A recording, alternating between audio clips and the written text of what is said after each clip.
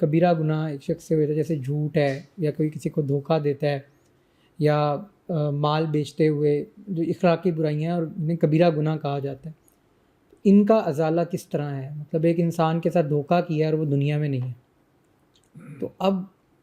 یہ جو انسان ہے یہ اللہ تعالیٰ سے کیسے اس کا ازالہ کروائے گا؟ توبہ ہی کرتا رہے گا یا اس کا کوئی اور، جیسے ہمارے یہاں کفارہ لفظ بولا جاتا ہے کہ وہ کفارہ ادا کرے گا، تو اس طرح کے گناہوں کا کیا ہے مطلب انسان کے بس؟ ہمارے علماء نے جو باتیں کہیں وہی عرض کر دیتا ہوں، وہ مناسب معلوم ہوتی ہیں۔ ان میں سے ایک یہ ہے کہ مثال کے طور پر آپ نے جس آدمی کو دھوکہ دیا وہ دنیا میں نہیں ہے، تو اس کے پیسے اس کے وارثوں کو دے دیں۔ جو آپ نے دھوکہ دیا، مثلا ₹1,00,000 کا دھوکہ دیا تھا، تو اس کے وارثوں میں ₹1,00,000 جا کر دیں کہ آپ کے والد صاحب کے میں نے دینے تھے، دے دیں، یہ جو بھی آج کی ویلیو ہے اس کے مطابق دے دیں، تو وہ آپ کا، اور ساتھ توبہ کریں۔ اگر فرض کر لیجیے کہ وارث بھی کوئی نہیں ہے، تو پھر ہمارے علماء کہتے ہیں کہ اس کے نام پہ خرچ کر دیں، تاکہ آپ کے پاس توبہ کا ایک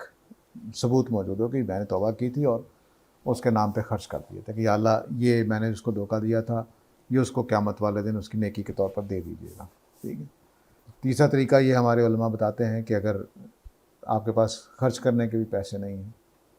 وہ آدمی مر گیا ہے، معافی بھی نہیں کروا سکتے، تو پھر اللہ سے توبہ کریں، امید یہی ہے کہ، اور اس کا کفارہ پھر آپ کریں کہ کوئی مثال کے طور پر 2 رکعت نماز پڑھ کے یا اللہ مجھے وہ معاف کر دے، ہر روز یہ عمل اپنا لیں کبیرہ گناہوں میں، کہ 2 رکعت نماز پڑھیں، یا اللہ میں اس لیے کہ میرے پاس راستہ کوئی نہیں ہے، میرے پاس پیسے نہیں ہیں کہ میں اس کو ادا کر سکوں، میرے پاس موقع نہیں ہے کہ اسے معافی مانگ سکوں، معاف کروا لوں، اور میرے پاس یہ بھی موقع نہیں ہے کہ میں اس کے وارثوں کو کوئی خدمت کر سکوں، تو اب میرے پاس یہی راستہ بچا ہے کہ میں 2 رکعت نماز پڑھ کے روزانہ آپ سے توبہ کرتا ہوں،